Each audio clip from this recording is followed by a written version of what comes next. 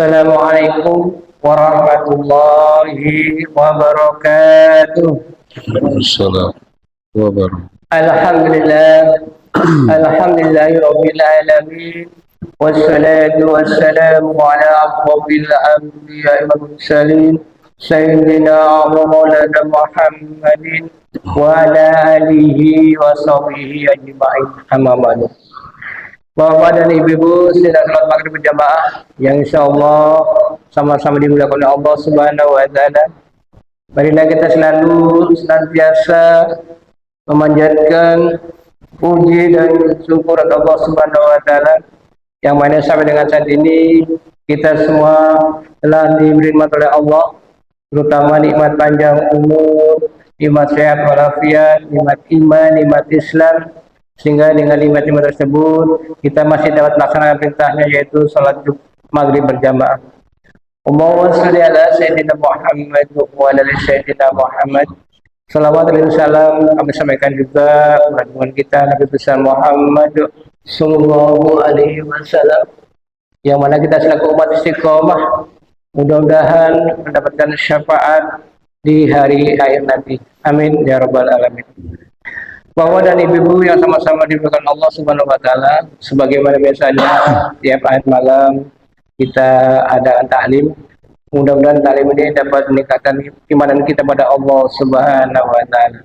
Tapi sebelumnya mari kita bacakan suratul Fatihah, terutama tujuan untuk kedua orang tua kita, baik yang masih hidup maupun yang telah meninggal kita, dan wabil khusus untuk jamaah taklim masih termutakin. Mudah-mudahan dapat barokah dari Allah Subhanahu wa taala. Bi barakatil umul Quran Al-Fatihah. A'udzu billahi minasyaitonir rajim. Bismillahirrahmanirrahim. Alhamdulillahirabbil alamin arrahmanir rahim maliki yaumiddin. Iyyaka na'budu wa iyyaka nasta'in ihdinas siratal mustaqim. Siratal ladzina an'amta 'alaihim ghairil maghdubi 'alaihim waladdallin. Waktu Isya jam 7:12 menit. Jam 7 lewat 12 menit. Lewat 12. Ya. Kesempatan jemaah tidak ada pertanyaan. Oke. Assalamualaikum warahmatullahi wabarakatuh. Waalaikumsalam warahmatullahi wabarakatuh. Alhamdulillahil ahad al-fardis somad alladzi lam yalid wa lam yulad wa lam yakul lahu kufuwan ahad. Wassalatu wassalamu ala sayyidina Muhammad wa ala alihi wa sahbihi wa man tabi'a wa wala. Amma ba'd, qalu subhanaka la ilma lana illa ma 'allamtana innaka antal alimul hakim. Rabbis shrah li sadri wa yassir li amri wahlul 'uqdatam min lisani yafqahu qawli. Yang sama-sama kita muliakan, kita hormati Ketua DKM Masjid Darul Muttaqin. Mana Ketua DKM-nya? Lagi punya hajat Pak Ibu. Lagi hajatan. Mudah-mudahan dilancarkan oleh Allah. Hadirin jamaah sholat maghrib dan majelis ilmu yang insya Allah dimuliakan Allah Subhanahu wa ta'ala. Kita melanjutkan kajian kitab Tanwirul Qulub tentang sifat 20. Kemarin masih ingat sampai mana Pak bahasannya? Sifat 20 itu dibagi 4.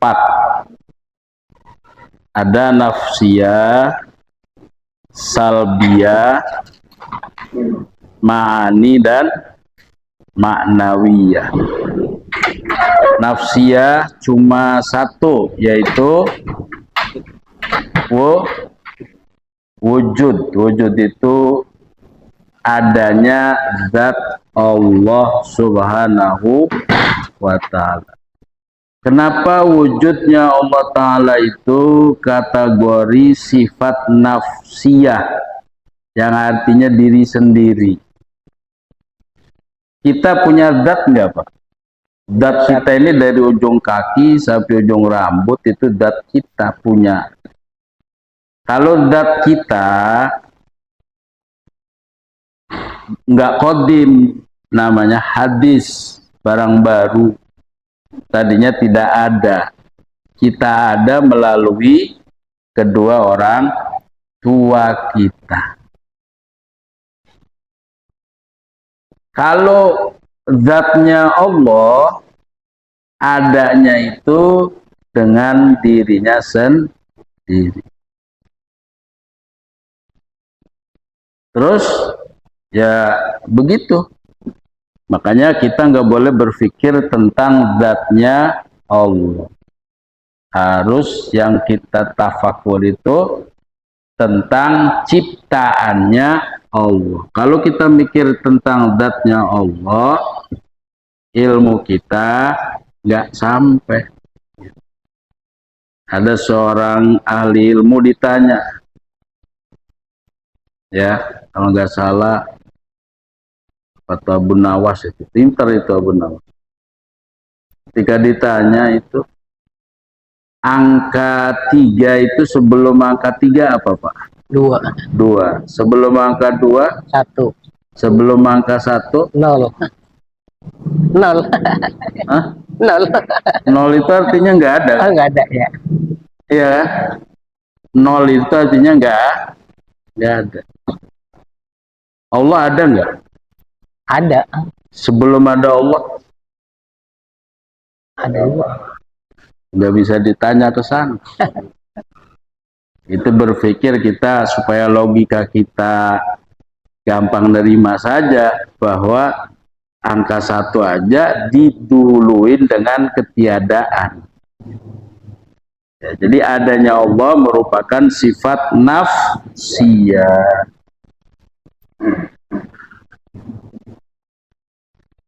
Sifat Allah satu adalah wujud yang pertama.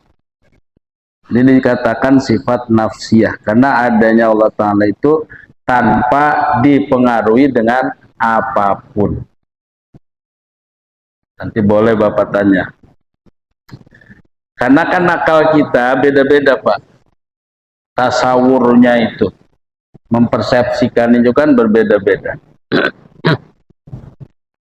Kalau sesuatu yang ada diawali dari tidak ada, gimana akal?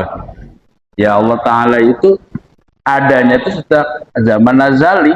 Sebelum ada apa-apa tuh Allah sudah ada. Jadi jangan bertanya sebelum adanya Allah ada apa, ya jangan tanya ke sana. Oke. Wadidtuhu al-adam, ya kan? Lawannya ada itu tidak ada. Jadi bahasa Arabnya aldamun, ain dal mim, tidak ada. Allah Ta'ala itu wajib wujud. Apa artinya pewujud? Ada. Berarti lawannya tidak ada. Tidak ada itu bahasa Arabnya adamun, ain dal mim. Ibnu Athaillah mengatakan selain Allah Ta'ala itu adamun mahdun, ketidakadaan yang murni. Maka ketika saya mengatakan ana Yusuf, ana yang artinya saya, ini boleh pinjam dari kata ana Allah. Anta yang abadi, anta milik Allah. Itu ya Pak ya. Jadi kata Baba nih, ana Baba, saya Baba. Berarti ananya Baba itu sementara, ananya saya sementara, ananya bapak-bapak sementara, nggak bako, nggak kekal. Ana yang kekal itu ana yang milik Allah. Kita cuma pinjem. Dah. Wadalilu ala wujubi wujudihi ta'ala wastihalatil adam alaihi, ya. Dalil menurut akal bahwa Allah Ta'ala itu ada, ya dalilnya alam semesta ini nggak mungkin ada sendiri. Itu buktinya.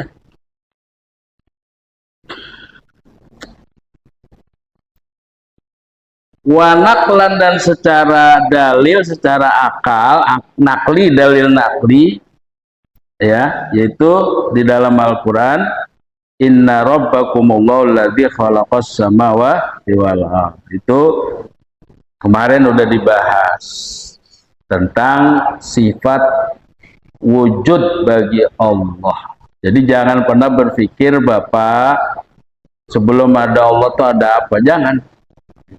Jadi adanya Allah Ta'ala itu paling awal, tidak ada yang lebih awal. Allah Ta'ala itu paling akhir, tidak ada yang paling akhir.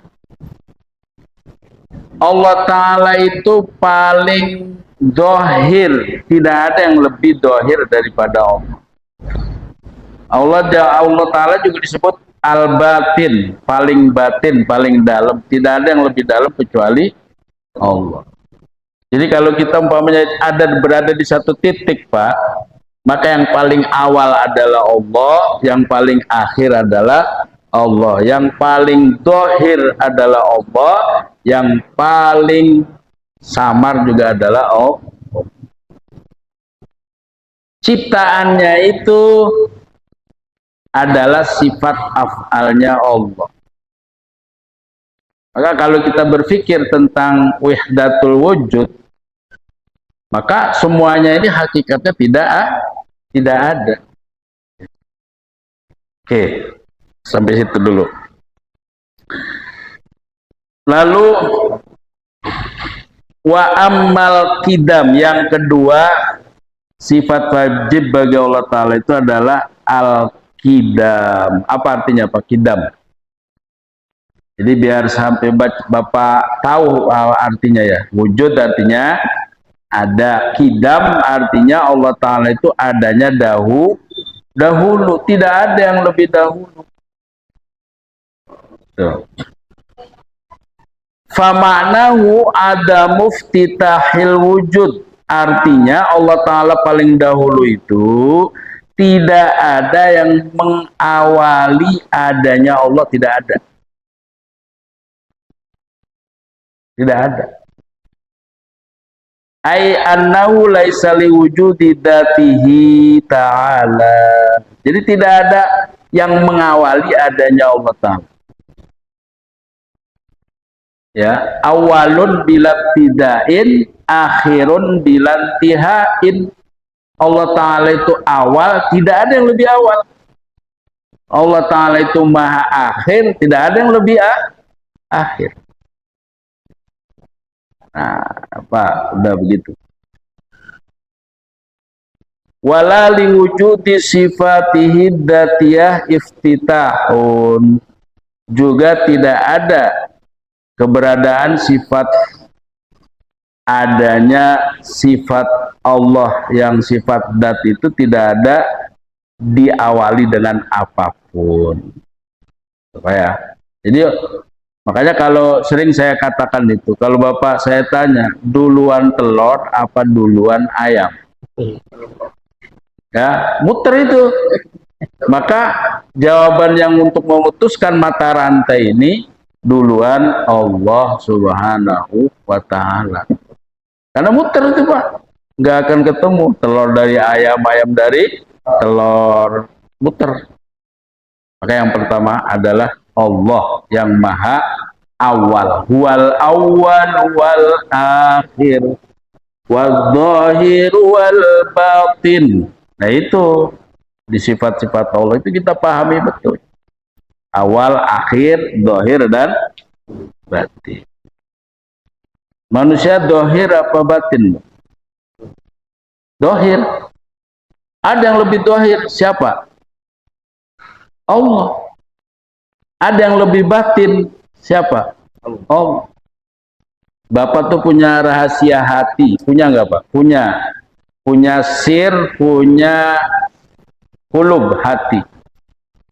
Bapak tidak bisa menilai orang lain, batinnya orang lain, nggak bisa. Bapak menilai batin saya, nggak bisa. Saya menilai batin Bapak, nggak bisa. Kecuali kita terjun sama-sama di dunia batin. Baru tuh Bagaimana caranya? Kalau para wali ketemu di Gunung Sindur, ketemu di kuburan para wali, ketemu di Jabal Uhud umpama. Bisa nggak Pak? Wali-wali ketemu di mana? Bisa Pak. Jangankan di alam arwah, di alam nyata aja bisa. Kalau kita punya syaratnya. Ayo bah kita ketemu ke tempat tawaf, ke Ka'bah. Saya punya uang, Bapak punya uang, ketemu di sana, bisa kan? Apalagi manusia itu ada unsur langit, Pak. Kita ini, Pak, nggak sembarangan. Kita ini semua manusia itu ada unsur langitnya. Langit itu tempat bertemunya semua malaikat, semua arwah-arwah yang suci bisa kumpul. Kalau kitanya sudah suci, Bapak, bisa nemuin Wali Songo, bisa nemuin Pak Soekarno. Iya kan? Itu Pak. Nggak aneh kalau buat ahli tauhid. Tapi bener dulu, jangan main khurafat dulu ya. Bukan khurafat, bukan tahayul, memang ada Pak. Nah, pernah saya ceritakan itu, teman saya itu didatangin Wali Songo. Kita di situ nggak wajib percaya, tapi bisa, manusia bisa. Kadang kalau kitanya lagi ngamalin gitu Pak ya, bisa dalam mimpi ketemu mimpi yang indah-indah. Bapak bisa mimpi terbang. Bapak pernah nggak mimpi terbang? Iya. Maksud pernah? Iya. Pernah? Pernah terbang ya. Terbang? Enak nggak? Jatuh jetak. Waduh. jatuh ke bawah. Nggak enak ujung. Itu ya. Kalau ke alam sana Bapak, ke alam arwah, baru kita bisa ketemu secara alam arwah juga. Ya, sesama wali ketemu bisa di mana? Gitu. Kalau udah sakti, bah pegang tongkat saya, pegang sama Bapak. Bismillah, tahu-tahu udah dijedah berdua. Dulu ada film Lorong Waktu tuh Pak, masih inget nggak? Ya, Lorong Waktu. Deddy Mizwar. Ya. Itu syutingnya di tempat kerja saya di Masjid Siti Rawan di Jati Asih. Itu di dua alam itu. Nah itu. Jadi Allah Ta'ala itu adanya tanpa diawali dengan apapun. Tidak ada awal yang lebih awal. Itu kalau berbicara tentang zatnya Allah. Nah, satu saat Rasulullah ditanya oleh sahabat Jabir, ya Rasulullah, sebelum Allah menciptakan alam semesta, ini Allah sudah ada nih. Rasulullah ditanya, ya Rasulullah, sebelum Allah menciptakan alam semesta ini, di situ ada surga, neraka, manusia dan sebagainya, itu apa sih yang pertama kali Allah ciptakan? Nabi ditanya oleh sahabat Jabir. Maka Nabi menjawab, khalaqallahu qablal asya nura nabika. Allah Ta'ala menciptakan sebelum sesuatu apapun, yang pertama kali diciptakan oleh Allah adalah nurnya Nabi Muhammad SAW. Dari nur Nabi Muhammad ini nanti dibagi 4 Pak. 1, 2, 3, 4. Dari nur pertama ini Allah ciptakan kolam untuk mencatat. Allah ciptakan surga neraka. Terus dari nur yang lainnya juga Allah ciptakan manusia, malaikat. Jadi semua itu ada unsur nurnya Nabi Muhammad SAW. Jadi kalau Bapak sering baca sholawat, ya, insya Allah walaupun masuk neraka juga nggak panas. Kira-kira kan begitu, kalau gitu kan. Kenapa? Neraka itu ada unsur nurnya Nabi Muhammad, apalagi surga. Orang-orang kafir itu ada unsur nurnya Nabi Muhammad. Bahkan rohnya itu wa nafakhtu fihi min ruhi, manusia itu dikasih roh dari Allah. Nah ini harus jelas Pak ya. Nanti kalau Bapak nggak jelas nggak boleh ditelan langsung, kita diskusikan di sini. Karena ini tauhid, jangan sampai salah. Nah ini makanya perlunya dalil akal dan dalil nakli, rasional dan Al-Quran hadis, gitu Pak ya. Jadi Allah Ta'ala yang sifat yang kedua ya dari 20 ini adalah Allah Ta'ala itu wajib dahulu. Artinya tidak ada pembukaan apapun yang lebih awal apapun. Kalau tadi di sini sebelum maghrib mungkin ada yang lebih awal. Saya, oh ternyata Pak Sodirun yang lebih awal. Sebelum Pak Sodirun ada lagi. Siapa yang lebih awal? Terus siapa yang bikin masjid yang pertama? Ada lagi lebih awal.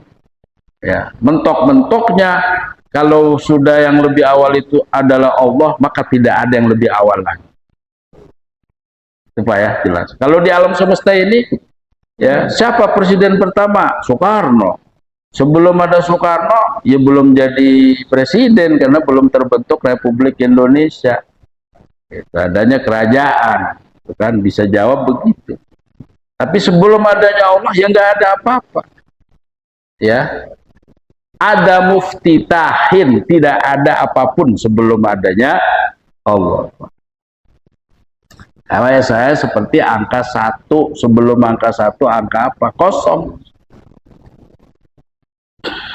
Nah, wadidduhu al-hudus, lawannya Allah Ta'ala dahulu itu adalah barang baru. Iftitahul wujud, yakni sebelumnya ada permulaan. Kayak kita ini, adanya saya diawali dengan adanya pernikahan kedua orang tua kita. Dalil atas bahwa Allah Ta'ala itu sifat kidam dan mustahilnya hudus secara akal begini Pak, seandainya Allah Ta'ala itu tidak dahulu, niscaya ada yang mendahului. Kalau Allah Ta'ala tidak dahulu, berarti Allah Ta'ala itu ada yang mengadakan, gitu loh. Dan seterusnya akan muter. Akan muter. Di masjid ini sebelum ada keramik ini, yang bagus ini jelek tadi. Sebelum ada keramik kemarin, belum dikeramik. Sebelum ada masjid ini, tanah kosong. Ya, belum tanah kosong ini nggak ada perumahan. Sawah. Ya kan? Itu. Makanya terus menerus itu. Itu. Kalau dibilang Allah Ta'ala itu barang baru atau enggak dahulu, mustahil.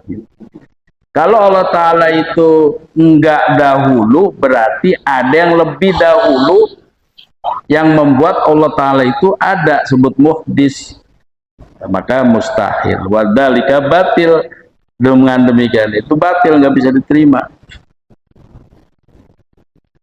Kayak langit, adanya langit itu qadim apa hadis Pak? Langit itu Pak hadis, kan tadinya nggak ada. Langit itu diciptakan oleh Allah dari nur Nabi Muhammad. Saya di rumah ada catatannya Pak, ada 4 itu. Nur Nabi Muhammad pertama kali diciptakan, lalu dibagi 4. Dari nur pertama ini Allah ciptakan, ya, kolam, surga, neraka, termasuk langit, bumi. Itu unsurnya dari nur Nabi Muhammad. Maka ketika kita sering baca sholawat, berarti kita menyatu dengan nurnya Nabi Muhammad Sallallahu Alaihi Wasallam. Itu Pak. Jadi pertama dalilnya, ya, secara akal itu seandainya Allah Ta'ala itu ada yang lebih dahulu, berarti yang lebih dahulu ini ya yang mengadakan Allah.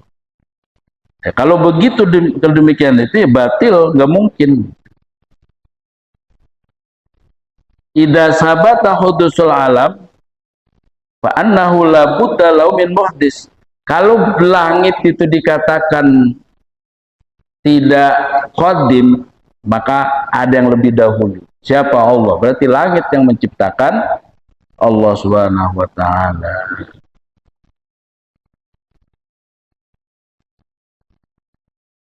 Walau lam takun qadimatan lakanat hadisatan wa hudusuha batilun lima yalzamu alai min hudusi dzatihi. Ya, kalau Allah dikatakan tidak dahulu adanya, nggak mungkin. Ya. Kenapa? Karena sesuatu ya yang melekat pada dirinya itu berarti zatnya Allah Ta'ala juga baru. Nggak mungkin. Li'anna kullama la tahaqqaqa dzatu bidunil hadis bahwa hadis. Karena sesuatu yang tidak menjadi jelas zatnya tanpa hadis, maka itu hadis.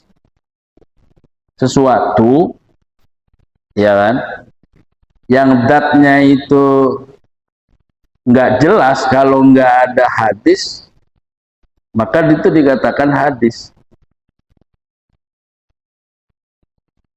Contoh, saya bisa nggak dikatakan ujuk-ujuk ada gitu aja? Nggak mungkin kan? Sesuatu yang tidak nyata adanya saya tanpa tidak adanya orang tua, maka saya dikatakan hadis.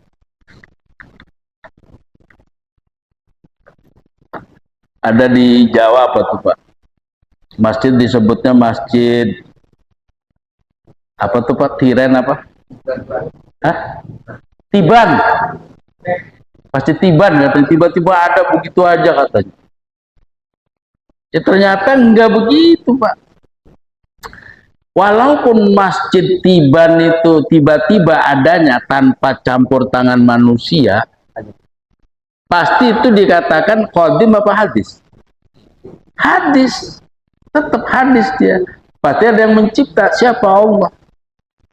Masjid Tiban itu nggak mungkin adanya ya sendiri dengan begitu saja, nggak mungkin.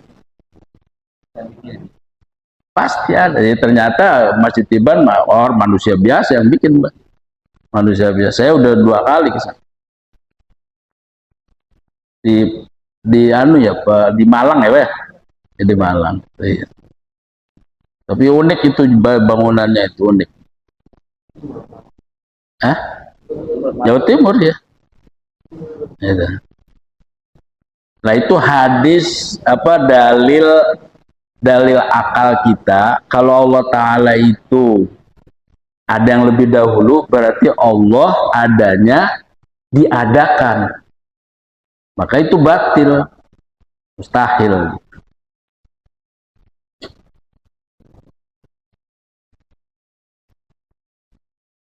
Karena zatnya Allah Ta'ala itu tanpa adanya sesuatu apapun sebelumnya. Tapi zat yang lainnya ya pasti membutuhkan yang lain. Maka itu tidak dikatakan qadim. Qadim yang qadim hanya Allah Subhanahu wa Ta'ala.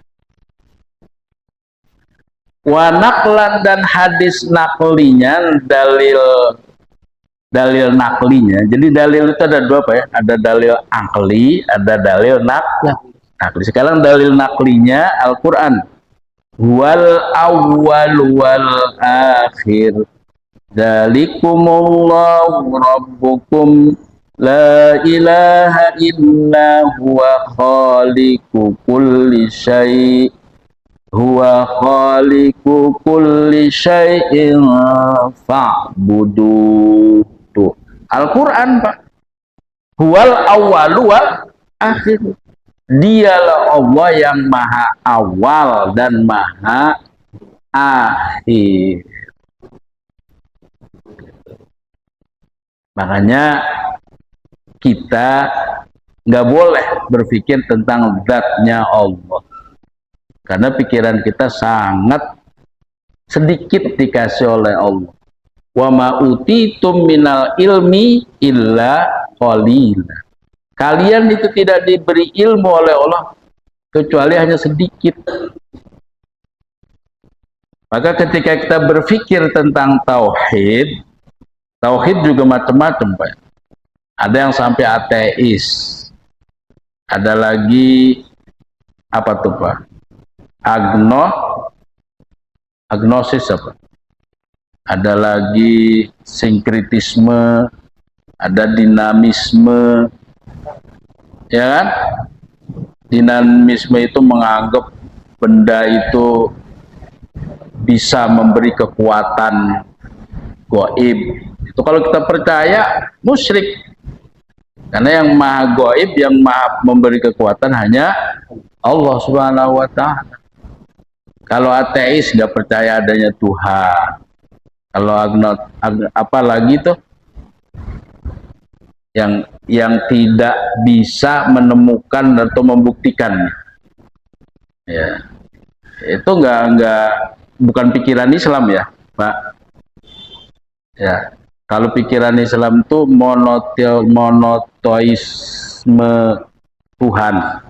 Jadi percaya hanya kepada Tuhan yang satu, ya, monoteisme itu, ya, ruhbaniyatul muslimin. Kalau selain tauhid pemahamannya itu ya bukan dari Islam, jangan diikuti.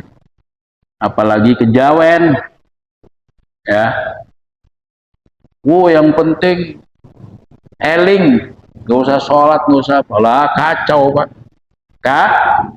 Makanya kita harus beragama itu itu artinya tidak, agama itu kacau. Orang yang beragama nggak boleh kacau karena diatur oleh agama, gitu loh, Pak. Kalau pikiran kita kalau nggak diatur oleh Al-Quran, ngawur, Pak. Orang berpikir tentang Tuhan ya terserah, gitu. Ini bisa apa aja bisa dijadiin Tuhan kalau kita nggak kembali kepada dalil nakli, gitu loh, Pak. Nah ini Allah Ta'ala itu dikatakan maha awal, dalilnya huwal awalu wal akhiru. Dzalikumullahu rabbukum, demikian Allah itu adalah Tuhan kalian semua, tidak ada Tuhan kecuali huwa dia Allah. Siapa Allah? Khaliqu kulli syai', yang menciptakan segala sesuatu. Fa'budu, sembahlah Allah. Baru dua tambahan. Sekarang yang wujud kidam baqo. Dan sekarang baqo satu lagi, Pak.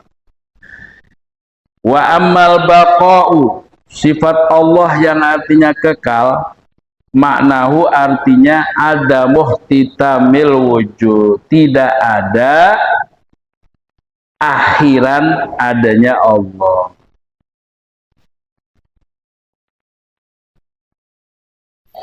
La wala liwujudi sifati ihtitamun. Jadi walaupun datnya atau sifatnya Allah Ta'ala itu tidak ada akhirnya.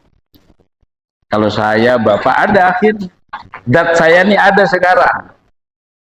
Bapak ada. Ketika meninggal, maka sudah berakhir. Datnya saya berakhir, sifat saya berakhir. Kalau Allah tidak, zatnya Allah akan kekal, sifatnya pun kekal. Karena sifat itu nempel kepada zat. Kalau zatnya kekal, berarti sifatnya juga kekal. Coba ya. Wadidduhu alfana, lawannya baqo atau kekal, Allah Ta'ala rusak. Ikhtitamul wujud, yakni berakhirnya, keberadaannya berakhir, itu maksudnya ujungnya nggak ada, nggak mungkin, mustahil itu. Mana dalilnya? Secara akal nih, Pak. Seandainya lau annahu law qabilal fana, seandainya Allah Ta'ala itu bisa fana, bisa rusak, maka niscaya Allah Ta'ala itu hadis. Hadis itu apa? Ya barang baru diciptakan. Kenapa? Padahal nggak demikian. Karena yang namanya qadim itu wajib adanya, tidak mungkin terjadi kerusakan sama sekali kalau adanya dahulu.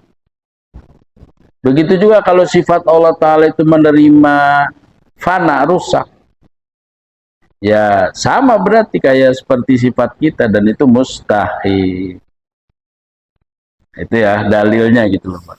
Dalil akalnya itu seandainya Allah Ta'ala itu umpamanya akan berakhir gitu, Allah Ta'ala itu selesai jadi Tuhannya gitu umpamanya, ya berarti dia hadis kalau begitu. Maka dia, karena Allah Ta'ala qadim, maka bako, kekal gitu. Nah sekarang surga itu bako apa fana?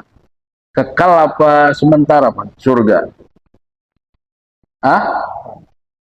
Surga itu tadinya ada apa enggak ada? Nggak ada. Enggak ada. Sekarang berangkat dari sini. Langit itu Pak, bako apa fana? Langit itu bakalan Kenapa? Karena dia diciptakan. Yang menciptakan Allah. Sampai sini dulu Pak, pelan-pelan. Langit itu bakalan fana, digulung.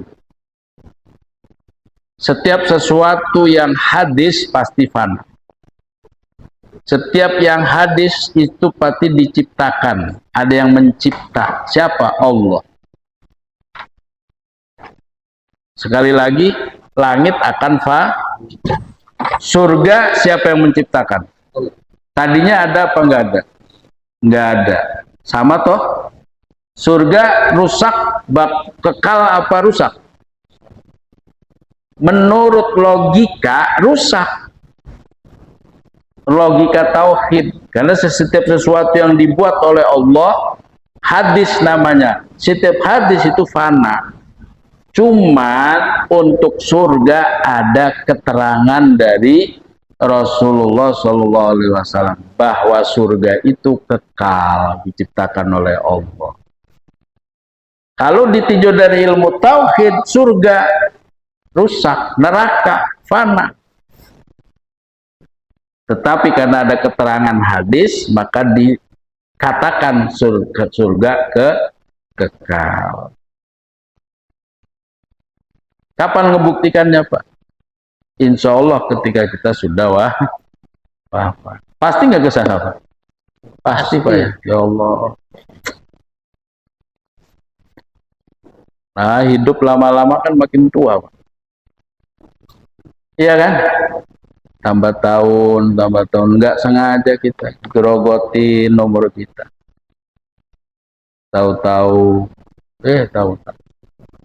Makanya di usia seperti kita ini Pak, masih mikirin dunia, kayaknya enggak. Ngapain? Udah jadi masjid aja. Bapak yang udah syukur udah ada uang pensiunan gitu Pak, syukurin itu. Kita buat ibadah saja. Gak usah mikirin organisasi, gak usah mikirin jadi presiden. Kalau Prabowo mikirin jadi presiden, pengen memakmurkan rakyat Indonesia. Kenapa? Karena dirinya udah banyak duit, ya kan? Punya kemampuan. Ya dia, ya Allah, cari apa sih hidup Pak? Yang penting kita nikmat ibadah. Kita kerja, kita cari harta ya untuk anak-anak kita selanjutnya. Kita masih sebentar lagi udah. Wallahu a'lamu bishawab. Sampai mana tadi Pak? Surga. Jadi surga itu ya seharusnya dia fana Pak. Karena definisinya hadis. diciptakan oleh Allah. Cuman karena ada hadis yang menjelaskan bahwa surga itu kekal, maka ya itu yang kita pegang. Kalau surga mana nanti? Kalau surga berarti akan Gimana Pak? kalau surga itu panas, kan? Surga berkemana? Balik lagi apa ke sini gitu ya? Ya makanya udah dijelasin nama hadis itu Pak. Iya. Ya kalau ada orang apa surga neraka itu adalah sebuah imajinasi aja gitu ya, mereka nggak punya iman. Kalau kita kan beriman Pak ya. Nah, jelas kok Al-Qur'annya, man amila sholihan min dzakari wa unsa falanuhyana hayatan thayyibah. Ya. Terus siapa yang orang yang takwa akan dimasukkan ke surga. Al-Quran itu pasti benar. Ya, kalau ada orang surga neraka dibilang imajinasi aja, lalu bagaimana dengan kalamullah Al-Quran itu? Gitu kan Pak? Jadi surga itu pasti kekal. Ntar berantakan penduduknya banyak begitu, nggak ada tempat. Bisa aja. Itu secara akal, dalil akalnya Allah Ta'ala itu seandainya rusak, ya maka Allah Ta'ala dikatakannya hadis. Wanaklan, dan menurut dalilnya qaulu Ta'ala, yaitu firman Allah, huwal awwal wal akhir kullu syai'in halikun illa wajha. Lah ini Pak, setiap sesuatu itu pasti rusak kecuali zatnya Allah Subhanahu wa Ta'ala. Kalau mau pakai ayat ini Pak, ya berarti semua surga juga rusak kan? Cuman saya bilang tadi karena surga itu ada keterangan hadis tersendiri. Kan menurut ayat Al-Quran, setiap sesuatu itu akan rusak kecuali zatnya Allah. Gitu loh. Ada lagi yang gak rusak Pak. Apa Pak? Ruhnya kita Pak. Ruhnya kita ini akan kekal.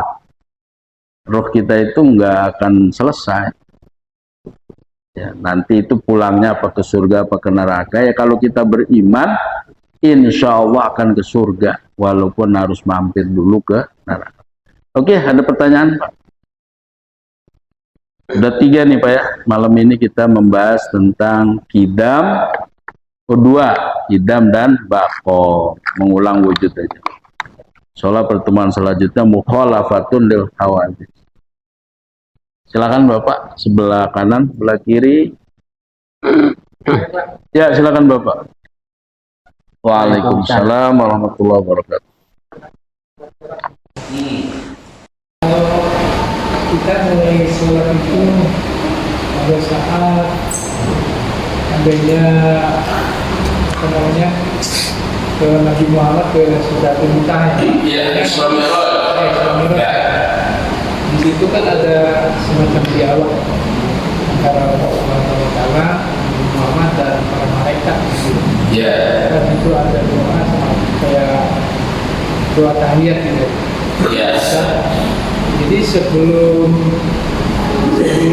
adanya Isra Mi'raj itu, apakah memang sudah ada sholat? Dan yang paling penting di sini saya tanyakan, kalau misalnya kita sholat itu tidak membaca tahiyat, karena memang itu hubungannya dengan selawat Nabi, gitu. Apakah ini dianggap sah? Makasih Pak Ustaz. Pertama, sebelum peristiwa Mi'raj, apakah ada sholat? Jawabannya ada, yaitu sholat 2 rakaat fil ghuduwi wal asal gitu. Bagaimana cara sholatnya? Wallahu a'lam bishawab. Waktunya juga kita nggak tahu. Tetapi sholat itu diwajibkan itu ya ketika peristiwa Isra Mi'raj itu. Kapan diwajibkannya? Karena itu malam 27, subuh itu belum diwajibkan. Ada yang mengatakan mulainya itu duhurnya Pak. Ya, jadi mulai duhur itu diwajibkan sholat.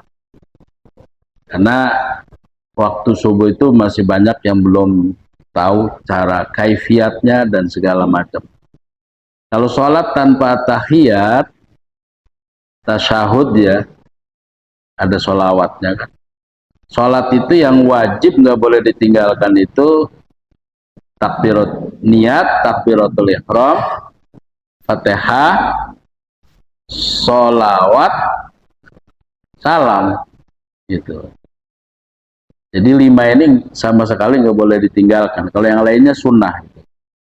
Jadi niat, takbiratul ihram, Fatihah, sholawat, salam. Itu. Wudhu bukan masuk dalam sholat, tapi syarat, Pak ya. Ada rukun sholat, ada syarat sholat. Kalau rukun itu sudah masuk dalam praktek. Kalau syarat itu di luar. Kayak seperti orang kalau mau masuk sekolah SD, maka syaratnya umurnya harus sekian. Bajunya ini syaratnya pakai baju itu di luar sekolah syarat itu. Jadi syarat itu di luar sholat. Wudhu, ya kan?